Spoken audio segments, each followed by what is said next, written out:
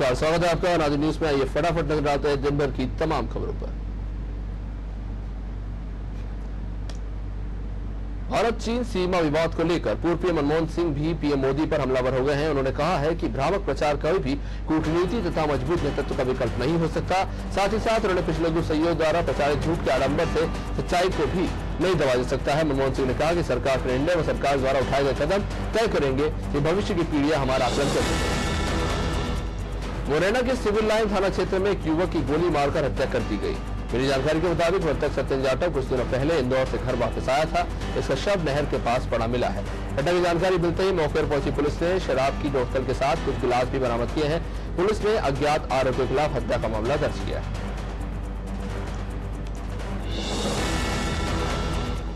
सूर्य ग्रहण के दूसरे दिन उज्जैन में बाबा महाकाल की भव्य आरती की गई और सुबह 7:30 बजे की नद्योदक आरती में दही चावल के स्थान पर फल और शक्कर अर्पित किया गया।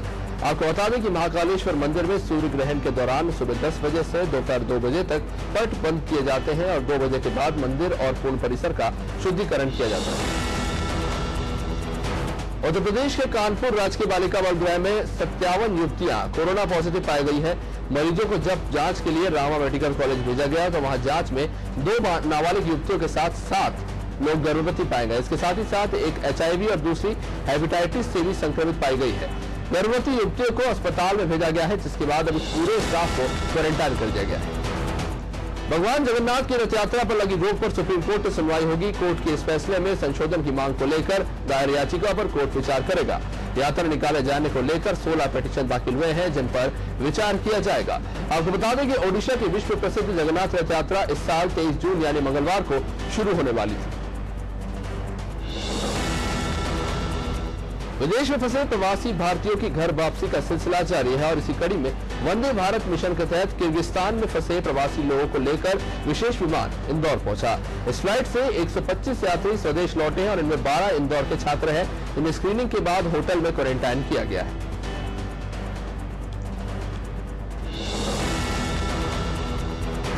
कोरोना संक्रमण की वजह से लोग बेरोजगार हो रहे हैं तो वही बढ़ती महंगाई ने आम जनता को खासा परेशान किया है। पेट्रोल और डीजल के दामों में लगातार इजाफा हो रहा है और ईंधन के दाम बढ़ने से ट्रांसपोर्टिंग भी महंगी होती चली जा रही है। इन सब चीजों के दाम बढ़ रहे हैं और पब्लिक ट्रांसपोर्ट कम होने के कारण लोग आने जाने में भी अपने निजी वाहनों का उपयोग कर रहे हैं, जिस पर अधिक भार पड़ रहा है। देवास में नाबालिग लड़की का अपहरण कर दुष्कर्म की घटना सामने आई है। शहर के एक होटल में लड़की के साथ दुष्कर्म की घटना को अंजाम दिया गया है। पुलिस ने अभी तक लड़की सहित 6 आरोपियों को गिरफ्तार किया है, लेकिन 3 आरोपी अभी भी फरार है। पुलिस जिनकी तलाश कर रही है।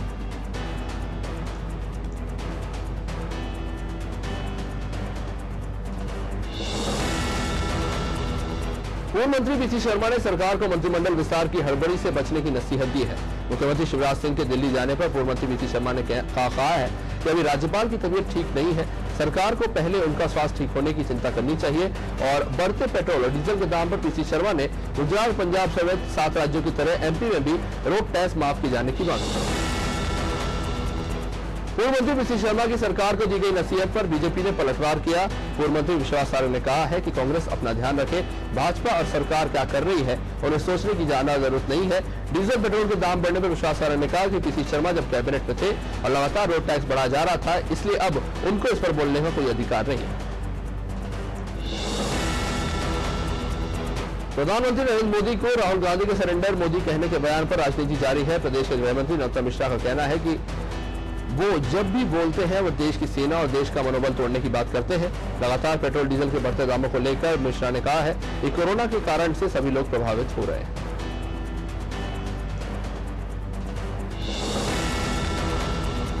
नरोत्तम मिश्रा के बयान पर पलटवार करते हुए पूर्व मंत्री कमलेश्वर पटेल ने कहा है कि भाजपा को सच सुनने की क्षमता नहीं है।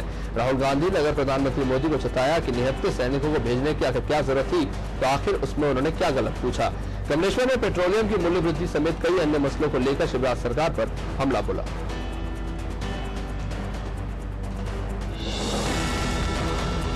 विधायक संजय यादव के प्रयासों से वर्गीय वासियों को चलित अस्पताल की एक बड़ी सौगात मिली है। जिले में ही नहीं बल्कि प्रदेश में यह पहली अति आधुनिक एम्बुलेंस सेवा ग्रामीणों को मिलेगी, जिसमें 35 लाख की लागत से बने एम्बुलेंस हर तरह की मशीनों से लैस होगा। इसमें वेंटिलेटर, ऑक्सीजन सिलेंडर के साथ कई जीवन रक्षक उपकरण लगे होते हैं।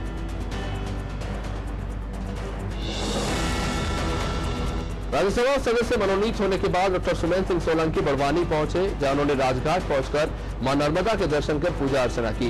इस दौरान उनसे क्षेत्र की जनता का आभार व्यक्त किया। तो वहीं राज्यसभा सदस्य के रूप में अपनी पहली राजनीतिक शुरुआत करने पर उन्होंने क्षेत्र के विकास के लिए शिक्षा, स्वास्थ्य, रोजगार व अन्य बिंदु पर लक्ष्य रूप में कार्य करने की बात कही।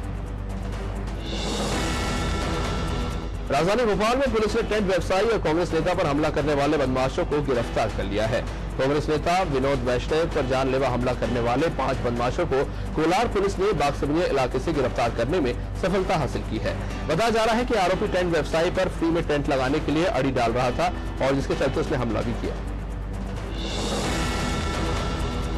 राजधानी भोपाल के काजी कैंप में मुस्लिम मोर्चा के कार्यकर्ताओं ने चीन का विरोध किया और प्रधानमंत्री नरेंद्र मोदी से चीन से सारे संबंध तोड़ने की मांग की।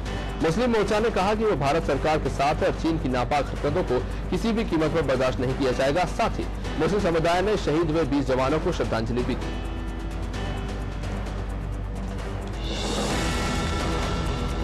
अंतर्राष्ट्रीय योग दिवस के मौके पर दमोह जिले के बांदकपुर चौकी में पदस्थ भगवान दास दहिया प्रधान आरक्षक ने योग के अनेक आसन किए। इस योग कला में प्रधान आरक्षक ने पानी की ऊपरी सतह पर लेटने की कला का भी प्रदर्शन किया।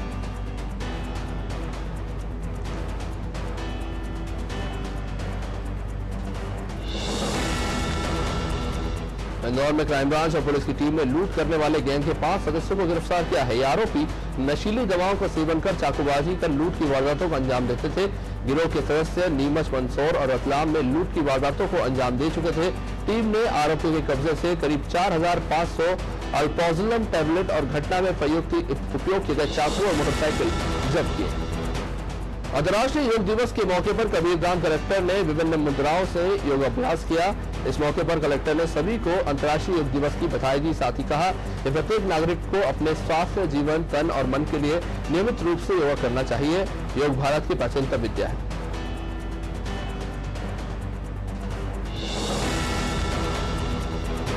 राजनांदगांव पुलिस ने अज्ञात चोरों के खिलाफ धरपकड़ की कार्रवाई की है। साथ ही अवैध शराब के तहत चलाए जा रहे अभियान में सफलता हासिल की है। पुलिस ने एक मामले में मोटर बम चोरी करने वाले 2 आरोपियों को गिरफ्तार किया है। साथ ही आरोपियों के पास से चोरी का सामान भी बरामद किया है।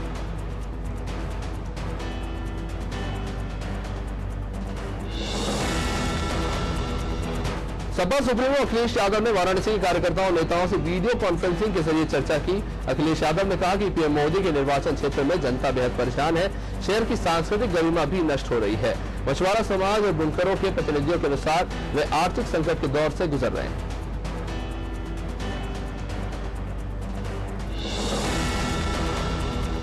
लखनऊ के डालीगंज स्थित इंदिरा गांधी नक्षत्रशाला में सूर्यग्रहण देखने की सारी तैयारियों पर ग्रहण लग गया।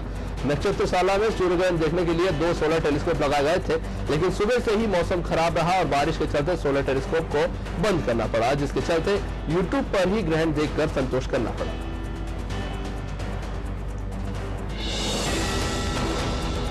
मोहनगढ़ पुलिस ने बड़ी सफलता हासिल करते हुए 20 साल से फरार 10,000 के आरोपी को गिरफ्तार किया है। जानकारी के मुताबिक कई सालों से फरार भगवान सिंह ठाकुर धन सिंह धीमर गैंग में शामिल हो गया था। आरोपी पर अनेक धाराओं के बीच में 302 सहित कई संगीन अपराध दर्ज थे।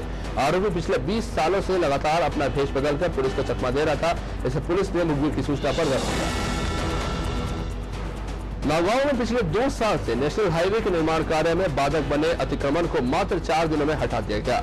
कलेक्टर शैलेंद्र सिंह के निर्देश में नवागत एसडीएम विनय द्विवेदी ने पुलिस की मौजूदगी में कार्रवाई करते हुए नेशनल हाईवे के किनारे दोरिया, पुतरिया, अलीपुरा सहित दर्जनों गांव के अतिक्रमण को नष्ट किया। साथ ही लोगों से अतिक्रमण से संबंधित प्रकरणों की शिकायतें आवेदन लेकर उचित कार्रवाई का आश्वासन दिया। रायपुर के अभनपुर शासकीय अस्पताल से नवजात शिशु के अपहरण की गुत्थी पुलिस ने सुलझा ली। और इस पूरे मामले पर ग्रामीण पुलिस अधीक्षक ने बताया कि शनिवार को एक महिला अस्पताल से बच्चा लेकर फरार हो गई थी। इसके बाद पुलिस ने सीसीटीवी के आधार पर महिला को आखिरकार गिरफ्तार कर लिया।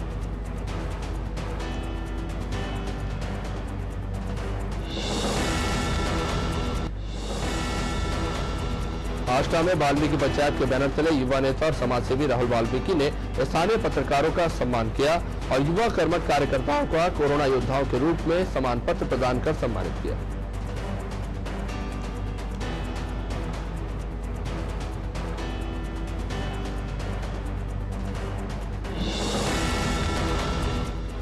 अलीराजपुर जिले के जोगट में पूर्व प्रधान नरेंद्र द्विवेदी को उनकी बेटी अर्पिता ने मुखाग्नि देकर सामाजिक परंपरा को तोड़ते हुए बेटी ने फादर्स डे के ही दिन अपने पिता को मुखाग्नि दी। बताया जा रहा है कि अलीराजपुर में ऐसी अपने तरह की पहली घटना है।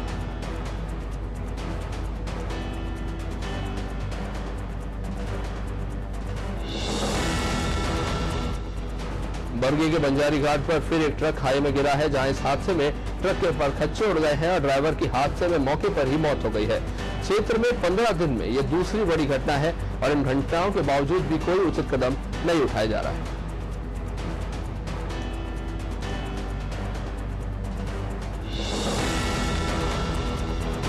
किलारस पुलिस ने एक युवक के पास से 12 बोर का देशी कट्टा बरामद किया है। मुरैना पुलिस अधीक्षक के निर्देश अनुसार अपराधों की रोकथाम के लिए चलाए जा रहे अभियान के तहत किलारस बस स्टैंड से आरोपी का कट्टा और एक जिंदा कारतूस के साथ देखा गया था। इसे पुलिस ने गिरफ्तार किया है। युवक का नाम राजवीर जोशी बताया जा रहा है।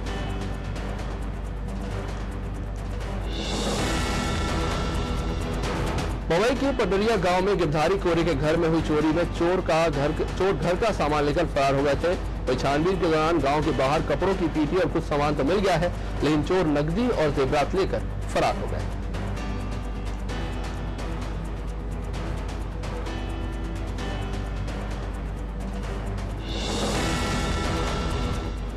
पिपरिया में अवैध कच्ची शराब के ठिकानों पर आबकारी और पुलिस विभाग ने छापामार कार्रवाई करते हुए अलग अलग जगह से करीब 1830 किलोग्राम महुआ लाहन और 78 लीटर हाथ भट्टी से बनी कच्ची शराब बरामद की है और इसके चलते 19 लोगों पर मामला भी दर्ज किया है।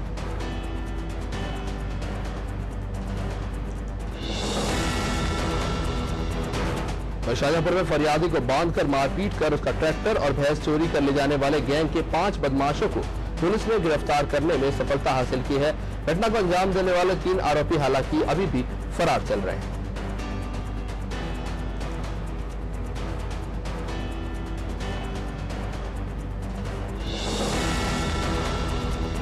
उज्जैन की शासकीय जीवाजी वैधशाला में 74.3% ग्रहण देखने का अवसर मिला, जहां लोगों ने सोलर फिल्टर चश्मे से ग्रहण का अद्भुत नजारा देखा। खगोल वैज्ञानिक और वैधशाला के स्टाफ ने सोलर फिल्टर चश्मे के द्वारा ग्रहण की स्थिति देखी।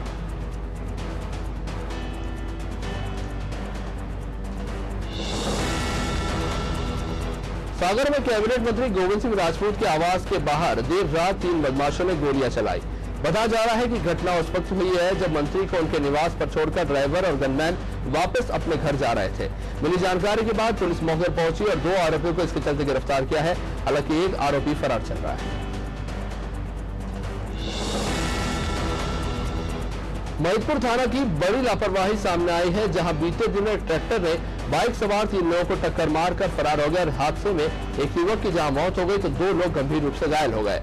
उन घायलों की मदद करने पहुंचे दूसरे ट्रैक्टर चालक ने जब मदद करने का प्रयास किया तो वहां पर इकट्ठा हुए लोगों ने उस बेकसूर पर ही पथराव कर दिया। उसके ट्रैक्टर को भी भारी नुकसान पहुंचाया।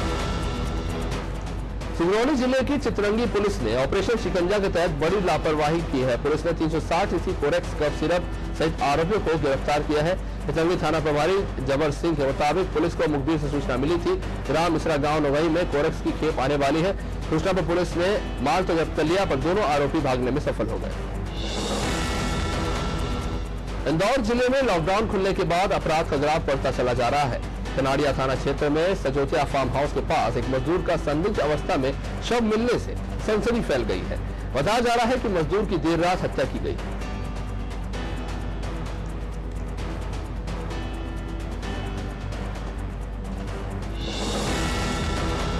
छत्तीसगढ़ के स्वास्थ्य मंत्री टीएस सिंहदेव का पीए बनकर ठगी करने वाले युवक को पुलिस ने गिरफ्तार कर लिया है। आरोपी बलदेव सिंह सहगल को मुंबई में गिरफ्तार किया गया है। आपको बता दें कि आरोपी बलदेव सिंह लॉकडाउन के दौरान मजदूरों को उनके घर पहुंचाने और स्वास्थ्य सुविधा मुहैया कराने के नाम पर झांसा देकर उनसे ठगी करता था।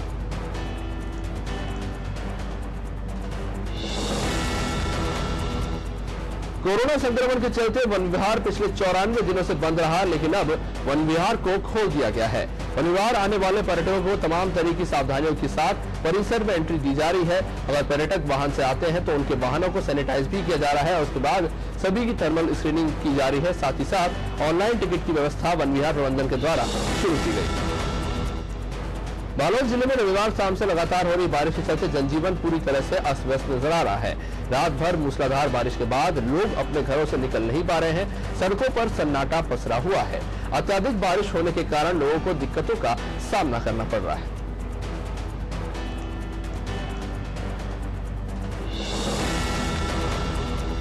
मध्य प्रदेश सोमवार को मध्य प्रदेश आबकारी नीति के तहत फिर से टेंडर प्रक्रिया शुरू की गई है। पहले 7 दिनों के लिए शराब दुकानों के टेंडर जारी किए गए थे।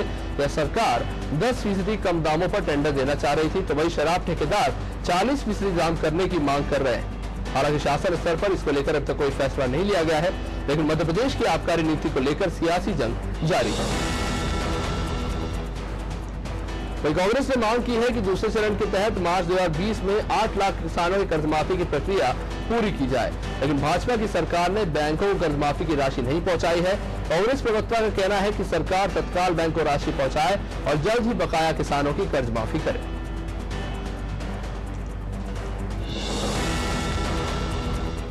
मध्य प्रदेश के आंचल गंगवार ने एयरफोर्स में फ्लाइंग ऑफिसर बनकर पूरे प्रदेश का नाम रोशन कर दिया। आंचल के पिता नीमच बस स्टैंड के पास चाय की गुमटी चलाते हैं। आंचल के पिता रमेश गंगवाल बताते हैं कि उनकी आर्थिक हालत ठीक नहीं थी, लेकिन बेटी के पढ़ाई के उत्साह ने उनको प्रोत्साहित किया और आज बेटी ने कमाल कर दिखाया। मऊ जिले के रतनपुर ब्लॉक के एक सरकारी स्कूल में ममता राय नामक शिक्षिका के स्थान पर दूसरी महिला की नौकरी करने की खबर सामने आई है। इस मामले में पुलिस ने ब्रह्मा पांडे नाम की एक महिला को गिरफ्तार किया है। शिकायत मिलने के बाद से ही एक और महिला फरार चल रही है। शिक्षा विभाग की शिकायत पर पुलिस ने दोनों महिलाओं के खिलाफ केस दर्ज किया है और मामले की जांच चल रही है। कोरोना संक्रमण के दौर में पिछले 3 महीनों के दौरान स्वास्थ्य विभाग, जिला प्रशासन और नगर निगम के साथ काम करने वाले ऑटो और मैजिक संचालक भुगतान के लिए दफ्तरों के चक्कर काट रहे हैं। ऑटो चालक 3 महीनों से नगर निगम, जिला प्रशासन और स्वास्थ्य विभाग के लिए काम करते रहे, लेकिन इन 3 महीनों में उन्हें पैसों का भुगतान नहीं किया गया और अब वे भुगतान की मांग कर रहे हैं तो उनका भुगतान नहीं किया जा रहा है। मध्य प्रदेश के मुख्यमंत्री शिवराज सिंह चौहान ने चीन से विवाद पर कांग्रेस नेता राहुल गांधी के पीएम पर दिए गए बयान की निंदा की है। शिवराज सिंह चौहान ने कहा है कि प्रधानमंत्री नरेंद्र मोदी के खिलाफ कांग्रेस पार्टी एक ऐसा अभियान चला रही है, इसकी जड़ें सिर्फ असत्य से निकली हुई है।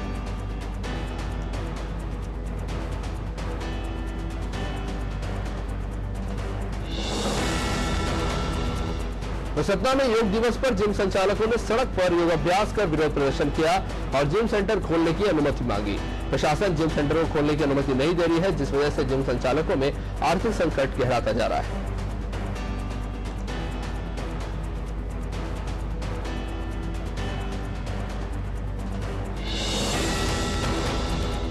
सागर में संक्रमित महामारी के दौर में भी निर्माणाधीन कार्यस्थलों पर कार्य करने वाले मजदूरों की स्वास्थ्य के लिहाजे से एहतियात उठाए जाने वाले जरूरी कदमों का पालन कार्यस्थल पर निर्माण एजेंसी के द्वारा सुनिश्चित नहीं होता दिख रहा।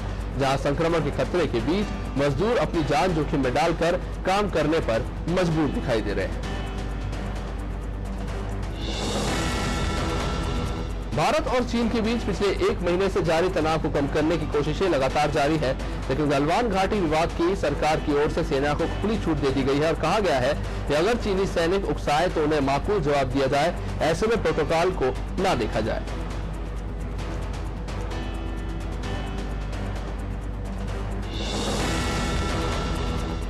चीन से एलएसी पर बड़े तनाव के बीच रक्षा मंत्री राजनाथ सिंह आज रूस की यात्रा पर रवाना हो गए। रक्षा मंत्री ने मॉस्को की 3 दिन की यात्रा पर जाने से पहले ट्वीट कर अपनी यात्रा मकसद की जानकारी दी। उन्होंने कहा कि रूस की यात्रा से मुझे भारत रूस रक्षा और रणनीतिक साझेदारी को और गहरा करने के तरीकों पर बातचीत करने का अवसर मिलेगा। तो ये थी दिन भर की तमाम खबरें। आप देखते रहिए अनादि न्यूज। नमस्कार।